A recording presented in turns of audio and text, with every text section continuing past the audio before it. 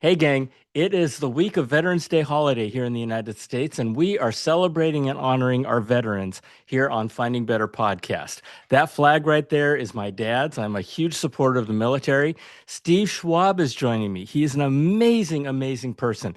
He started off as a grunt in the United States Army, and he now is the founder and CEO of Casago, the largest vacation rental management company in North America. An amazing story, amazing things he has to say that we can all learn from. Please share this. Here we go.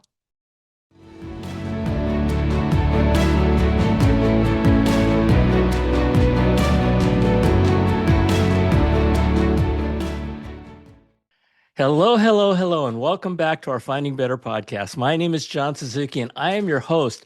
And this is where we share real life experiences in finding better. Because I believe that sometimes the best path to success is to follow in the footsteps of others who have been there and done that. So it's all about experiences. We don't talk about opinions, we don't talk about academics. And it's really fun. It's a cool conversation because we talk to real people about real things and their real life experiences. And today I've got Steve Schwab with me. I have been trying to get Steve on Finding Better for a year and a half. And he and I are good friends. We go way back. And we're going to talk about finding better during and after military service. Now, for those of you who didn't serve in the military, there are tons of things we're going to talk about that apply to you. So don't just turn this off. Okay. This is about life. And this is a special Veterans Day edition of Finding Better. And we're honoring the Army, Navy, Air Force, Marines, the Coast Guard, and the Space Force. And, the military has a special place in my heart. That flag is my dad's. And he served in World War II. And he served in a little known Army unit called the Military Intelligence Service, which very, very few people knew about or know about. And this was a unit during World War II of a bunch of Japanese Americans, very, very secret, who learned about the Japanese and spoke Japanese and served as interpreters and negotiators. And they were the guys on the front lines that were, I mean, they were Japanese Americans fighting Japan.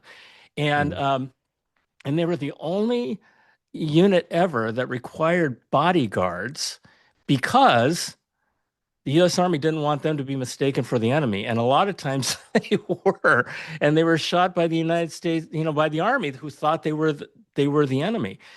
And the other interesting thing about that was that the emperor at the time, Hirohito, considered anybody of Japanese ancestry to be a citizen of Japan. So if these guys were caught or captured, they were tortured and killed for being traitors to the emperor. So anyway, amazing, amazing stuff. My dad's story and background in I grew up with the military. I've never been in the military. That's one of the regrets I have. I don't have any regrets, but that's one of those things I think about a lot. And it's an amazing, amazing thing. And whether you believe this or not, our world, our country is the way it is because of our military. If Japan won, we'd be living in a very different world. If Germany won, we wouldn't be living in the world that we live in right now. We wouldn't have what we have today. And I'm grateful for these guys all the time. Every time I see somebody that I know is in the military, I thank them for their service. So, so Steve, thank you for joining me. And you're kind of representing the military, the entire United States military in this episode, and I'm honored to have you here. Oh, well, thanks for having me, John. I really appreciate it. I've known a little bit about your dad's story, and it's such an incredible story, and the service and commitment he made to it. I always resonate well with it. My dad was also a World War II veteran. My family spoke German, came from a German settlement in Kansas. He fought on the German front as a CB in the Navy. 15 years old, he went to World War II. His father signed him up and told the military he was actually 18 when he was 15 years old and went off to World War II. Um, Yeah, they didn't have the internet and all the things we have today no, to verify. apparently birth records weren't a thing, Yeah. but off they went, and the commitment Wow. of that generation is just incredible. It was. In fact, the previous episode I just did was about this book that I wrote Mhm. called American Grit, and I'm not going to talk about it, but it is about guys out of the Japanese American concentration camps during World War II who volunteered to fight and die for the United States Army fighting against Europe, and just amazing, amazing stories, and they came out being the most decorated war unit in the history of the United States. And so, story after story, every single veteran who I've ever spoken to has a story, has an amazing story of their experiences. And so, listen, I just want to introduce the folks to you so they know who you are. Steve began his career obviously in the military, serving the Army Rangers. For those of you who don't know, the Army Rangers is an elite unit within the Army. Um, I call him a bunch of studs, but anyway, he started there, and he is now the founder and CEO of Casago, which is now the largest vacation rental company in North America. And and Steve, so I'd love to have this conversation with you from the perspective of understanding your journey because it's an amazing journey, but also, in ways where folks listening can learn and how you might mentor folks transitioning out of the military or out of any career for that matter into a successful business career. So let's start with why you decided to join the military to start. Yeah. I'd always had a heart for the military. I'd really looked up to my father as a veteran. It was a big part of his story and his life. And so it was always in the cards for me to join. Originally, I considered joining after college. I was thinking as an officer or something like that. When it was time for me to go to the university, my parents didn't have a lot of money. We didn't have the resources. So I decided to join, before uh, college in order to earn, the GI Bill Army College Fund. So I Hmm. joined, was originally an infantryman and was selected to go to the Presidential Honor Guard in DC. I stood around a Whoa. lot of the ceremonial, did a lot of the ceremonial duties, the White House duty, the Pentagon duty, the Arlington National Cemetery funerals, uh, wreath Whoa. laying That's a ceremonies. big deal, Steve. It was a big deal. It's a And huge deal. I didn't realize how big of a deal it was at the time. And the fact that I was selected to go out of basic training was really an honor. And to be able to Wow. see that part of, the military and the honor that's bestowed upon veterans and all of the parts of the military that uh, honor those who've come before us was part of Hmm. that journey. But as a young man, standing around in blue uniforms and shiny bayonets became boring pretty quick. Yeah, I guess so after a while. Yeah. And so through a couple different leadership accidents, I ended up going to trying out for Ranger Battalion. And we started off with 134 people in our RIP class. We graduated 27. I was one of the 27. And I originally went to 3rd Ranger Battalion and then transferred over to 1st Ranger Battalion pretty quickly. And that's where I served the rest of my time in the military, active duty.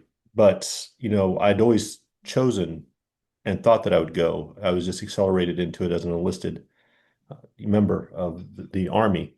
And I chose the Army because of the GI Bill and Army College Fund. I Hmm. originally would have probably gone to the Navy, like my dad did, but having the money to go to college became a factor of which branch I went to. So that bill didn't apply to Navy? Mm-mm. No, originally there was the Army Advantage, they called it. And Oh, so the GI Bill was across all of the branches, but the Army College Fund was a separate recruiting tool that the Army used to have more people join, their branch. And it worked for me. I needed the money to go to college, and yeah, sure. off I went. I figured one was as good as the other, and that's how I ended up in the Army. So you viewed Army as a stepping stone into your career, so to speak, right? I mean, you didn't join the Army with an intention to become a general or spend the rest of your life in the Army. No, like my father who had served before me, I figured it was a part of my story. I didn't see myself being a lifer, as we call it, Yeah, yeah, going through the entire process. So and to retirement, but it was something I certainly wanted to do. And the Army College Fund GI Bill was a way for me to earn the yeah. my ability to go to Per college. Yeah. Perfect. There's been a number of young people who I've mentored who I offered as a recommendation that they join the army, right? As a start of their career. And some of them did. And as I've kept track of some of them, they've become amazing people, amazing people. And so just a little bit about you, Steve. What would you say are your core values? Yeah, so my core values really revolve around courage, kindness, loyalty, and discipline. Those are the core values I work towards. And I would tell you out of my core values, the one that's probably most aspirational is discipline. Core values are often those values that are just inherently part of who we are. Discipline Absolutely. is aspirational for me. There's times when I'm not as disciplined as I'd like to be. I think all of us are. So making sure to work towards discipline is certainly one of my aspirational goals. That is so, when you say discipline, I go, yeah, that's not me. I am all over the place when it comes to my life. My wife calls me a dog with squirrels. I'm like, squirrel, squirrel, squirrel. And like I'm chasing after everything. And so yeah, I love that. Courage, kindness, loyalty, and discipline. Um, when you left, what was that like? What did you decide to do at that point? You went to college, right? I think you Yeah. went to the University of New Mexico, Yeah. New right? Mexico State University. Yep. Mexico City University. Okay, got it. And what And was, yeah. when I PCSed, and for those who weren't in the military, PCS is when it's time for you to get out. And so I decided, at Ranger Battalion to go ahead and leave the military, get ready for college. And it was scary because the truth is I joined as a teenager, and now I was getting out. I'd never been in the world where paychecks just don't automatically come in, where your healthcare isn't automatically taken care of, where there's always at least there's food from the chow hall. And I remember being excited to leave until it came time to leave. And I started having second thoughts I'll and bet. yeah, thinking, what am I going to do? How's this going to work? The economy wasn't in a good place at the time and wondering, if this was a good idea to get out and having that anxiety of, am I doing the right thing here? Well, I mean, you just talked about food, healthcare, a roof Yeah, over your head, right? All those different kinds of things. I mean, that's a massive security blanket that all of a sure. sudden you're volunteering to say goodbye to, right? Right. And as a coming from, high school to the military, suddenly adulting was going to be it was going to be a different flavor of adulting suddenly. And so, yeah, there was a real concern about it. So I remember getting out and suddenly understanding how different civilian life was and the people around me, how undisciplined they were, and the values that we had were completely different. Yeah. Yeah. And I'd always thought in the Army when I got out, I was going to meet all these brilliant people at college. And what I found wa- and what I found out was, no, not Whoa. so much. Not so much. I thought the military was kind of, the people who couldn't, you know, get an education or something like that. The skill sets you learn in the military that you don't know you're learning, the values you're learning, how to structure organization, how to operate within structure, uh, how to lead, also how to not lead by seeing the different leaders in high stress situations. You take that with you in ways you don't know you're learning at the time, but gives Sure. you a massive advantage in the civilian world. A lot of civilians have never had the opportunity to be able to serve something bigger than themselves. And there's an inherent advantage to having purpose uh, inserted into your life, and the pride that comes along with that, and the confidence that you get coming out of the military that you didn't know you were building at the time. So all of those parts and pieces that you take along with you from the military was hugely advantaged. And I don't think I'd be the same person. I know I wouldn't be the same person Right, right. without it. That was probably the best. If the military took that segment that you just talked about with regards to the skills that you received from your military service, that'd probably be one of the best recruiting videos that they'd ever done because that it's all true. It's all true. You wouldn't be the person you are today. And so, yeah, so you went to college and you started this journey to where you are today. Talk about that a little bit. Yeah, so I get out of the, Army. I go to college, join a fraternity, have a great time at college.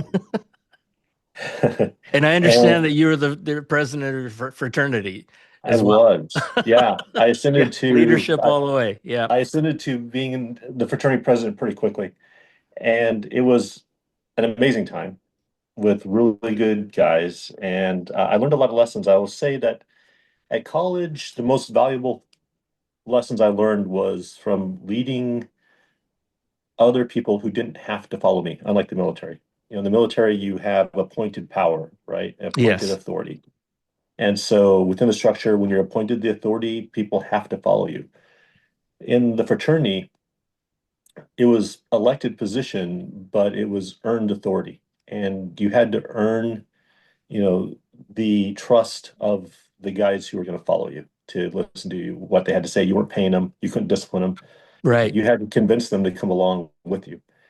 And so having the structure on one side of the military, understanding, you know, how to lead and how structure happens, and people who have to listen to you and To a have to do what you say, fraternity. Yeah. to a fraternity with a bunch of, young dudes that don't know anything about anything except how to Other drink than beer, and beer. then try to convince them to come along and do work on weekends and save the house. We actually had joined a fraternity that was about to lose its house, and without telling us, they were in financial debt. And so suddenly they make me the fundraising chair Of course. and tell me that we're about to lose the house and, and we have to save the house. So we raised $37,000 in one semester. Uh, it was, and convincing the guys to get up early on a Saturday morning after drinking all night on a Friday, run multiple car washes all at once, and then take our money from the car washes and buy kegs of beer and throw a party and charge at the door for the party so we can make a few $1,000s a day. Was a lot of coordination and convincing of these guys to do it. But Amazing. if any good lesson came out of that is running vacation rentals is much like running a fraternity. Okay. I've never heard that before. So go You, for it. you have you have a whole bunch of people who are paying you, and you got to keep their parties under control and not damaging the house and the authorities away, and making sure that you're running an operation that respects the neighbors yet keeps people wanting to come back was a big part of vacation rentals as well. No kidding. Yeah. Military plus fraternity Yeah. equals vacation Equals rental. equals Casago. Yeah. That's awesome. That's awesome. All right. So you got done running this fraternity. You graduated from college, Mhm. and you're sitting here going, all right. I mean, you talked about the transition coming out of the military and how scary that was, right? Mhm. Taking this massive security blanket that you have with the roof over your head, your food, your health care, everything. Um, and now you're jumping out of the security of college, if you will. Um, and what was that like? What did you do? Well, I took my last final and I decided to take a break and head to Mexico for a time being. And so I went to this little town called Puerto Penasco and didn't have a lot of money. Went down with $372. I've got most of it left. And Seriously. Yeah. Nice. and started working, doing some work on shrimp boats, some ATV rental, work. Did you And say I was shrimp getting, boats? yeah, I ended up working on shrimp boats So you're like Forrest for Gump. Is that, I mean, yeah? not nearly as sexy, but yeah, Okay. I Excuse was me. down in the bowels cleaning out all of the storage bins. So it was Yeah. disgusting work. And I was sitting in a bar, living in the back of the bar for $5 a day. And this guy was talking about how he couldn't crawl up on a roof, and he was sick, and he was this big, massive man. And so I offered to help him. And I went out. I'd done a little sheet metal work in high school, went out and fixed the air conditioning ducts on the roof and didn't charge me anything. I was just, I'm here to help. And he came back and found me the next day, asked for some more help. So I helped him and wouldn't take money. And that act of kindness led to him inviting me over to dinner, meeting his wife. And come to find out, the reason why he couldn't crawl up on roofs was because he was sick. He had cancer, and he ended up passing away pretty quickly. He Oh, went from, yeah, he was like 6'6", 300 pounds, and he just, within a few months, there wasn't much left of him. And oh.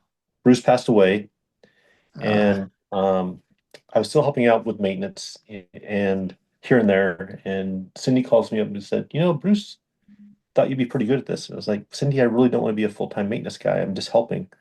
She's like, no, dummy. Uh, Actually owning the business. And I said, Cindy, I'm even less qualified at that. And she said, well, come over and look at it and see what you think. And so I sat down. It was all on paper.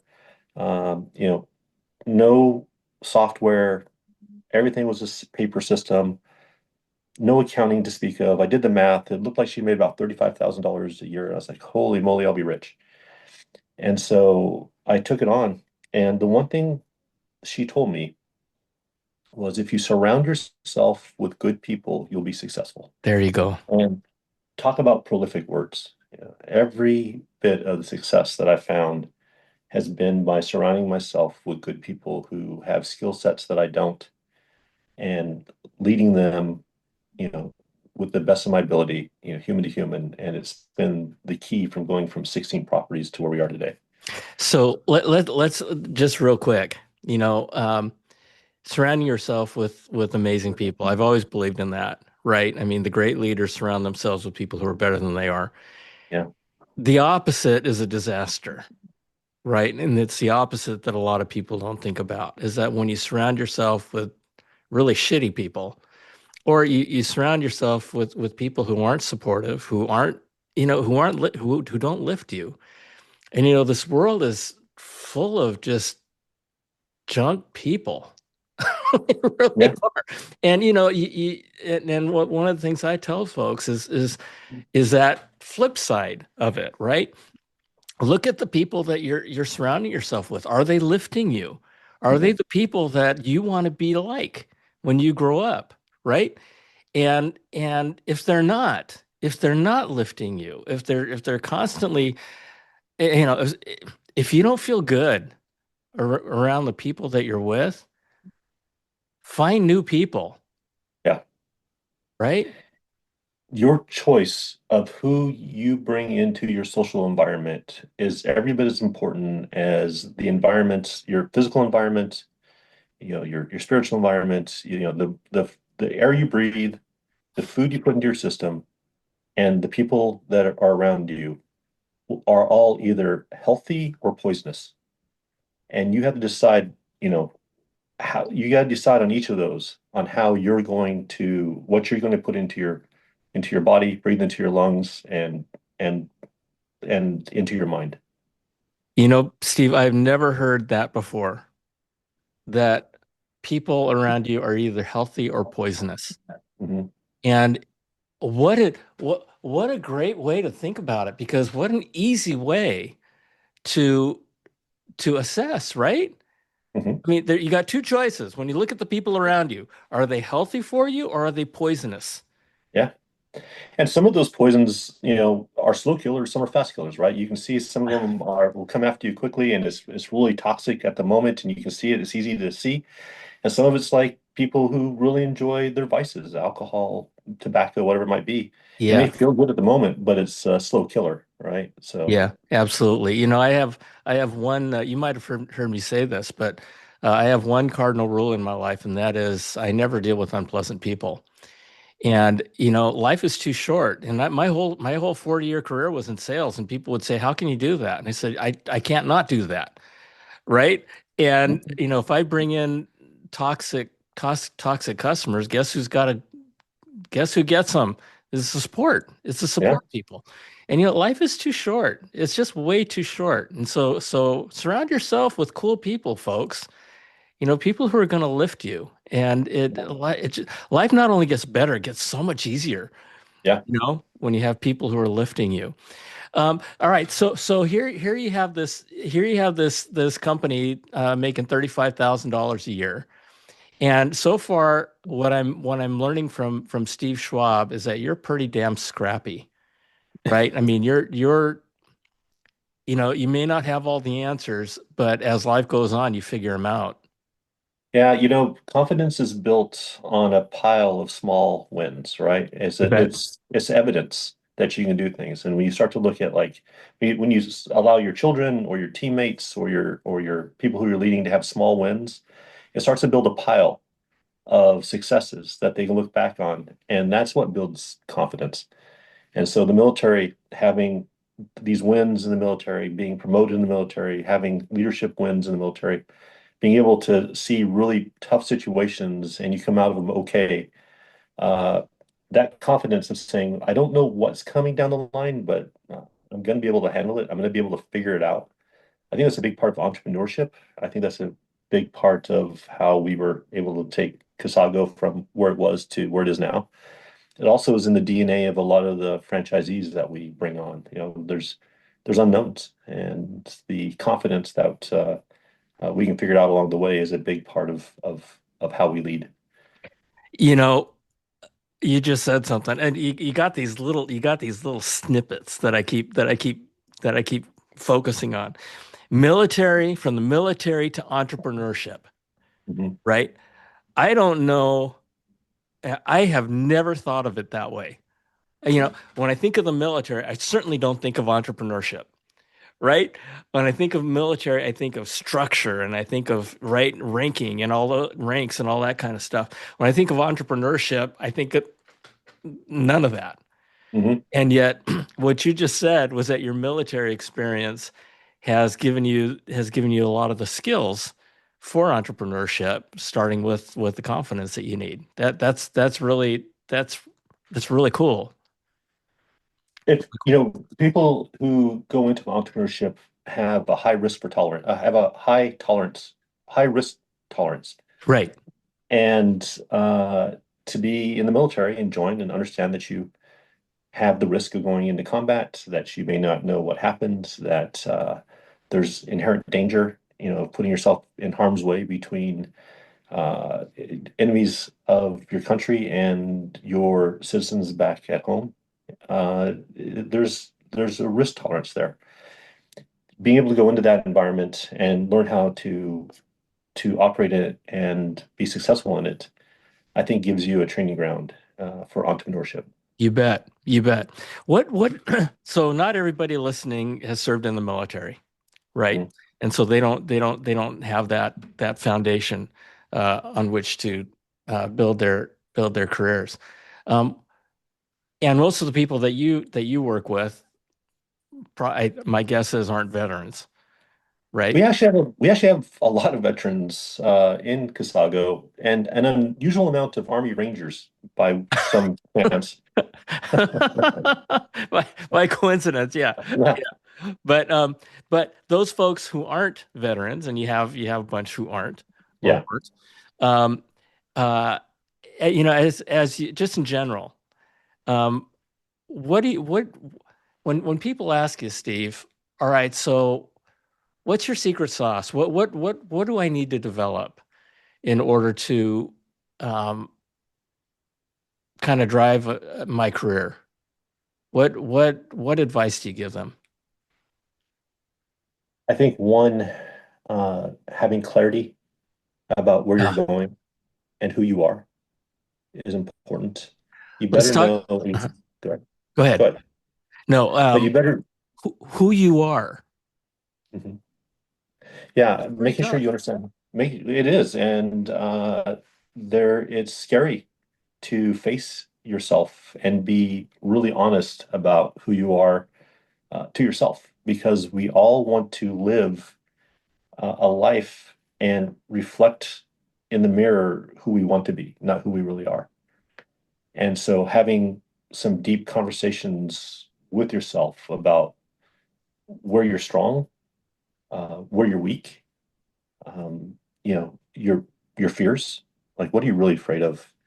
Um, Also, what do you hide from the world that you need to face yourself and Ooh, not be a coward about it? Because you can be a coward internally about what you really need to face and you put it away and it's always sitting there bubbling out in strange ways. And so you need to have some real conversations about it, making sure you understand what you value. And when you say value, there's your core values, but what must be in your life and what must not be in your life. You've got to be really clear of what you won't accept in your life.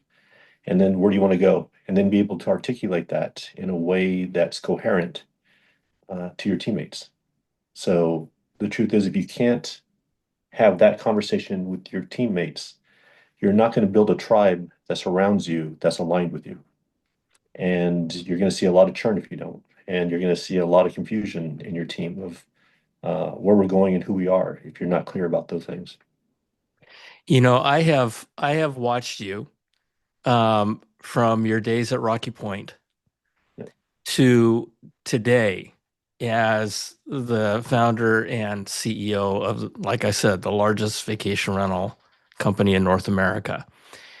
And as you were talking, I was thinking to myself, all right, he's kind of given us some of the formula to his success and to his leadership, and why so many people. You talked about your values of courage and kindness and loyalty and discipline, right? You build loyalty. You build Mhm. loyalty. I mean, you have your own loyalty, but in terms of the people around you, you earn that. Yeah. You earn that. And I feel like you just kind of gave us some of the secret sauce to building that loyalty. People can't be loyal to you if they don't know who you really are. And you may end up having the wrong people loyal to you if you aren't clear on it. And when we talk about, having the right people in your environment, if you're signaling something that you're not, you're going to attract the wrong people and you're always going to be in friction with them.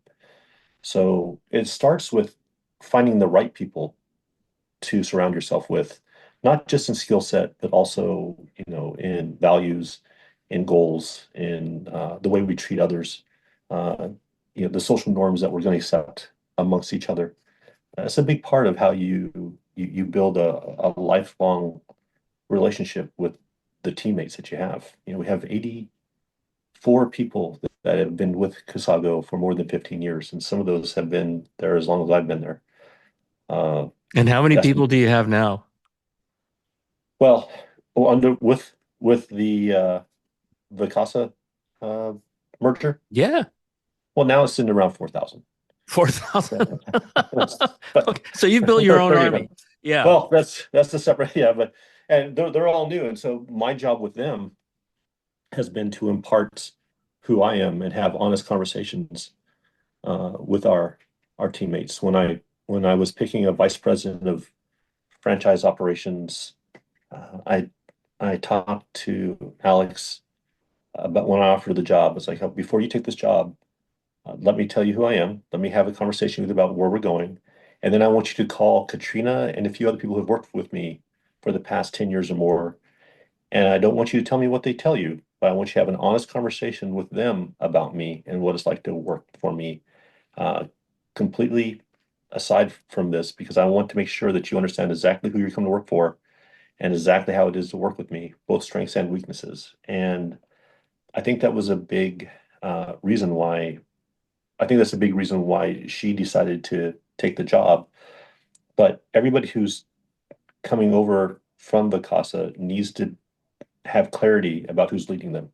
Otherwise, they may be choosing to stay or go for the wrong reasons. Right, right. You know what's so cool about what you just said in terms of talking to your folks about who you are and the kind of person you are is that you gave those people permission to talk openly about you, Mhm. right? And honestly about you. And I don't, I mean, well, let me ask you this. Did you give them a script? No, no, I Did didn't you even give tell them them. if she asked these questions and answer them this way, right? Nope. I said I don't think I even told them. And I did actually tell Katrina, I was going to be calling you. I want you to be honest, have an honest conversation. I never want to know what you say. The truth is, like, they're going to find out who I am no matter Yeah, what. exactly. Exactly. Better take the job with eyes wide open, right? Yeah, yeah, no, that's right. So, the truth is, I think there's a lot of strengths I have, but there's some weaknesses I have. And uh, if you come into the job knowing who I am, um, we can get started and get going and get on with it. And clarity is kindness, right? And so good clarity. The worst thing that could happen is somebody have the wrong expectations of what this job's going to be and who they're working for. And a year down the line, we got to start all over again. That's instability that none of us need. So Yeah, absolutely. Absolutely. So, as you went from um well, we talked about your military into college, the fraternity into your $35,000 business. Um and now the largest vacation rental company in North America. What were some of the things that you can share um, that you attribute your success to? And we may have already spoken about some of them. I, I think I think the day Saddam Hussein was captured was a turning point for me. And I was driving back from a fraternity reunion, and I just crossed the border going south. And I saw our biggest competitor's van heading towards the border, packed full of equipment at breakneck speeds. It was actually dangerous. And I was like, that was weird. And when I got to my office, I'd found out they'd left in the middle of the night with everybody's money, with payroll, without paying the homeowners' bills. They were just gone. And the HOAs called me and asked me for help. And I didn't even have enough people to mend all their front desks. But I went over and put my team in charge, started putting money together to help uh, the employees that had been abandoned. Didn't have payroll. It was coming up on Christmas. Uh, I went and pawned some of my own things to pay the bills of homeowners who didn't sign up with me, but had stayed with my competitors, so that their electricity wouldn't be shut off without any contracts or even knowing how to get a hold of them. I just knew that we had to somehow get it turned on. And um, that there was an enormous amount of goodwill that came from my community from that situation. But I started hiring people faster than I could speak into them. And I always talked about speaking into the people you lead. And suddenly there was, for the first time in my life, I was leading more people than I could speak into. And there was people coming on board faster than I could indoctrinate them, have conversations about who we are, how we operate. And we started to fail pretty quick. What And it just was but before that whole what do you mean by speaking into people? with a small team, the way you can lead them is much more informal. You can sit down with them when they Right. come in, like, let me tell you about how we do this. It's like when you meet a homeowner, I want you to know who they are. When there's damage, we're responsible for it, whether we collect from the guest or not. When we when something bad happens to a property, when there's damage, the very first thing you do is you call the homeowner, you tell them whether it's our fault or not. You make sure that there's transparency, that they trust us. So when it's not our fault, they also trust us, right? These are the conversations you get to have one-on-one when you're running, a small team. Right. You're speaking into them. You're speaking into them. We're building common language. We're building common social norms, we're principles and imparting values, amongst each other. And these conversations, you're able to speak into them, and they internalize them, they reflect them back, and we start to operate like that. Got it. And you can't do that with a larger team because there's not enough of you to go around to be able to do that. And so it started to snowball on me. We'd gone from 60 properties to, I think, 300 properties in a day. Oh, whoa. And I didn't have enough people to man the front desks, let alone handle operations. I started hiring people as fast as I could.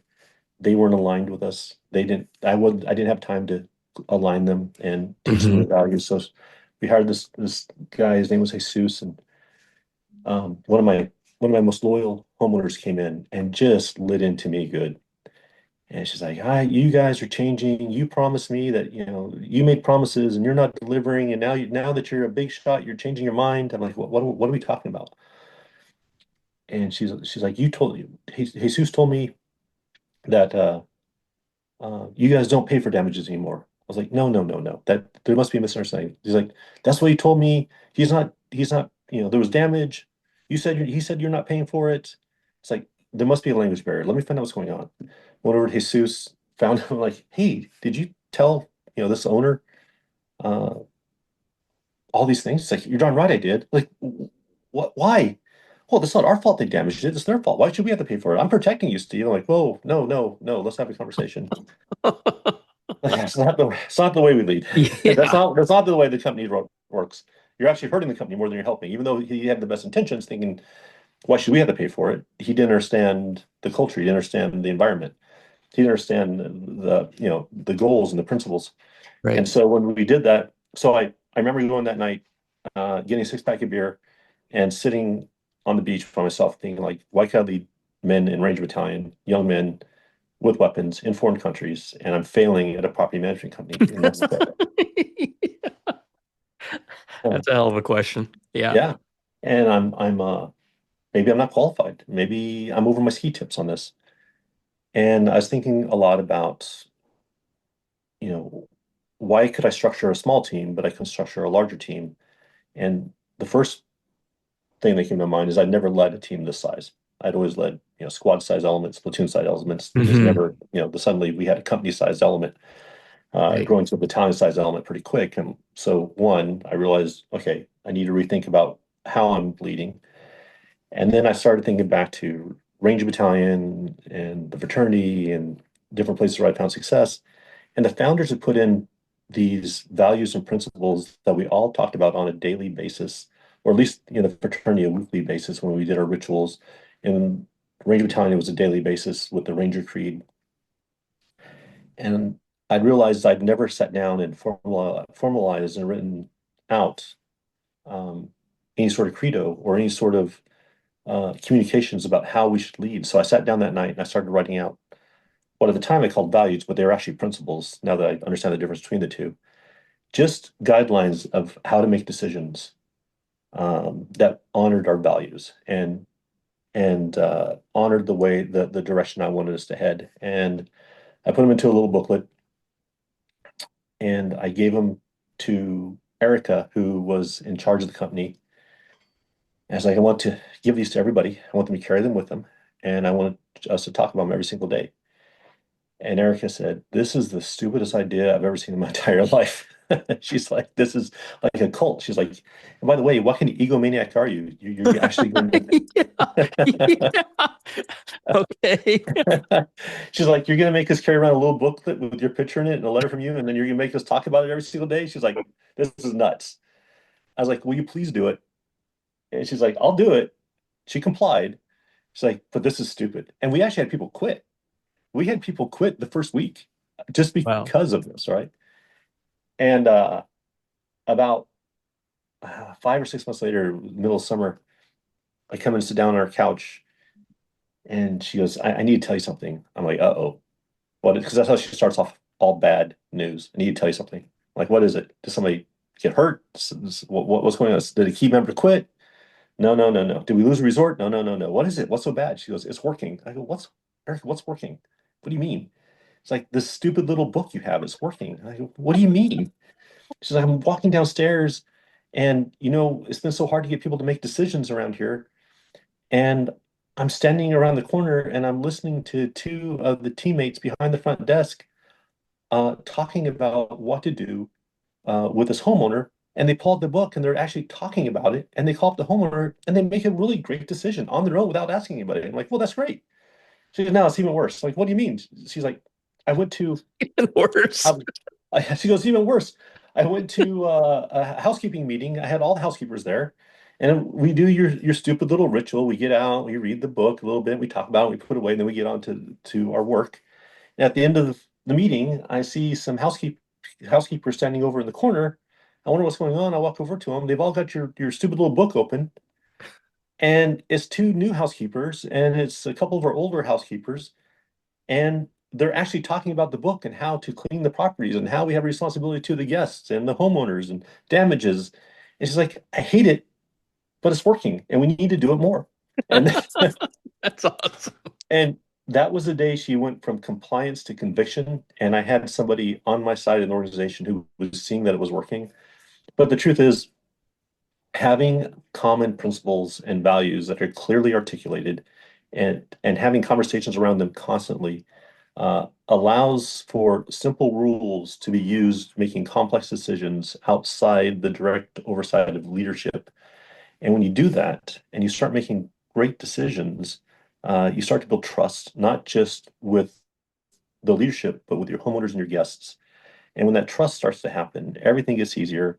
Autonomy starts to happen. You're able to give them more and more autonomy, and then scale and the ability to expand and grow in a way that's healthy. And that's been a big part of our success is having a common language with simple principles that we can all make decisions around and build trust and confidence and cohesion for us. And that's been probably the biggest single takeaway from the Army that I had and was the key to our success.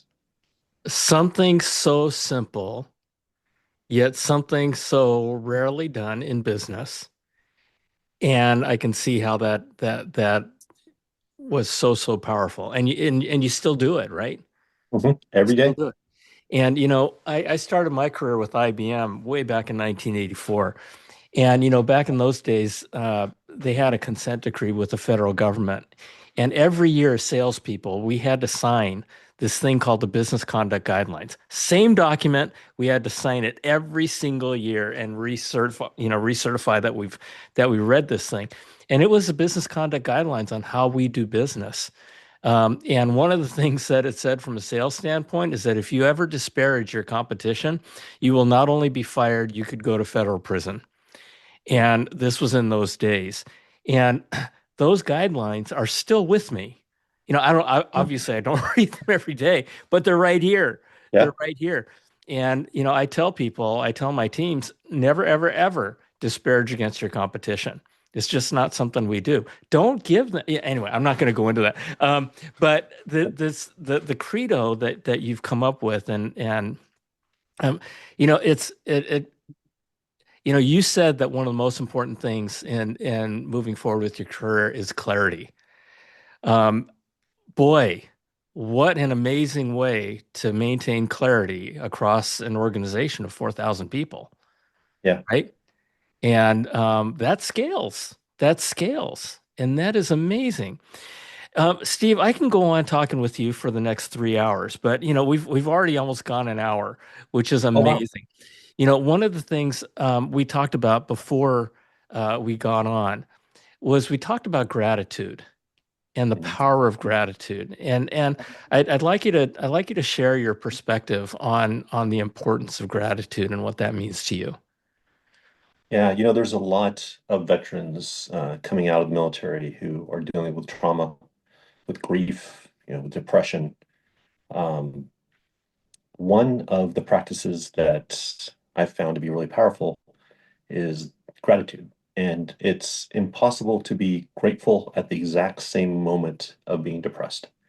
If you're really focused on being grateful, even if you're struggling with something, for a moment while you're being truly grateful, you get a reprieve.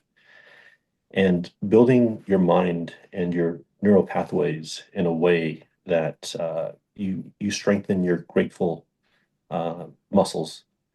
You start to search for being grateful. Whatever we focus on, our mind grows around and builds, these networks around it. So, um, going through some of the of my life experiences in my hardest times, uh, I've I've gone I've found that working on being grateful for everything big to the very smallest things I can find and doing that on a daily basis helps train my mind to find the good in many things and framing what's good about anything and working through it because the truth is um, as we go through trauma, it's not the actual event that's the trauma, it's how we relate to the event that's the trauma. And and how we build our relationships to events or to, people who have betrayed us or situations that were terrible over time will allow us to set ourselves free from the trauma of it. And being grateful and reframing our minds in ways that are healthy. And then having that emotional athleticism on a daily basis, just like we build muscles, we have to build our minds in ways that are healthy as well. And it takes time, but you can certainly do that. You name the situation, you you accept the emotions that you're feeling in it. Uh, you you find peace by letting it go. You make peace with it. Yes.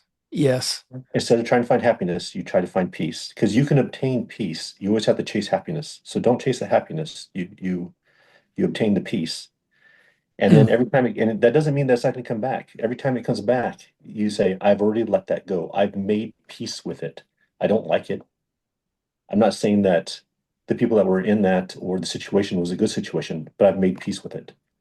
And you work through that. And over time, you find that making peace with it and then being grateful, not to it, but for it, being grateful for the situation, not grateful to the situation, but for it and how you can frame that um, builds a healthier mind over time. And so that grateful exercise is something I do daily. Some people meditate, some people pray. There's a lot of different ways that people find, healing, but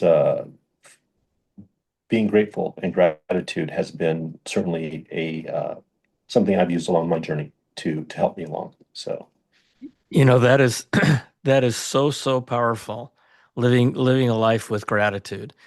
And, I know there's a lot of people out there. My daughter, for example, and she's been on my podcast.